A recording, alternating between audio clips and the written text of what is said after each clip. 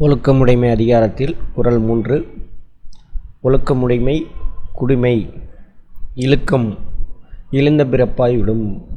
பொருள்: ஒழுக்கம் உள்ளவரே உயர்குடியினர், அவ்வொழுக்கம் இல்லாதவர் இழிகுடியினர் என்பது பொருள். எங்க குடி என்பது ஜாதியை குறிப்பதல்ல. உயர்குடி என்றால் உயர்தினையை குறிக்கும், இழிகுடி என்றால் அஃறிணை குறிக்கும். சொற்பொருள்: குடிமை என்றால் உயர்குடி, அதாவது உயர்திணை. இழுக்கம் என்றால் ஒழுக்கம் இல்லாதவர் என்று பொருள். இந்த குறளை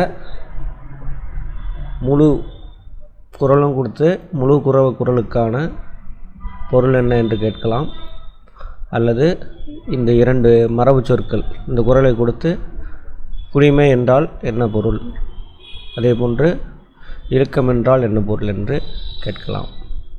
நன்றி.